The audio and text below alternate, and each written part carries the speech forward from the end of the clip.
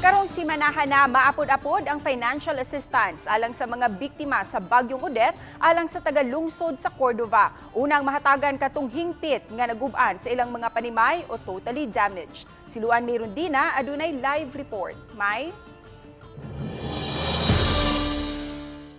Yes, base sa labing awahing ihap sa MSWDO, adunay 1,562 ka mga mulupyo sa Cordova kan sa mga panimay, hingpit nga nagusbat sa Bagyong Odette.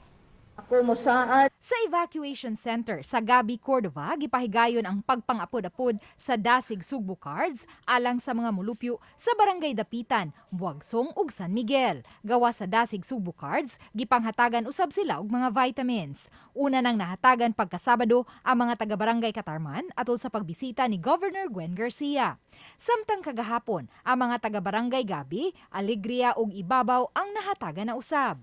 Ang Dasig Sugbo Cards nga hinabang gikan sa lalawigan sa Sugbo adunay sulod nga 8,000 pesos nga magamit sa pagpamalit og mga materyales sa panimay. Naare available dito sa ato ang merkado.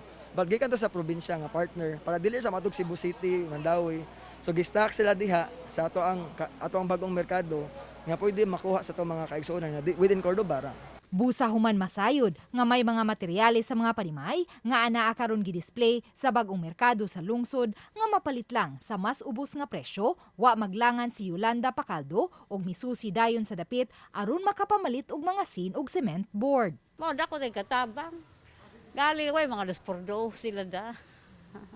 Mao dako pasalamat sa mayor. Samtang karong simanaha, madawat na usab sa mga biktima sa Bagyong Odette ang dugang 5,000 pesos nga hinabang gikan sa nasudnong kagamhanan. Subay niini, gipasabot ni Mayor Mary Therese Toycho kun nganong mauwahi ang pagpagawas sa 30 milyones pesos nga pondo sa lungsod nga alang sa mga biktima sa Bagyong Odette. Kung nakahatag kog una-una unta sa LGU, kung gitugot pa sa kadtong konseho, nakahatag na unta kog 10,000 ani nila.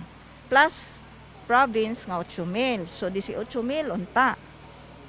Bahalag di sila kadawat ngadto sa nasyonal nga tag 5,000. 10,000 man po ilang madawat dire.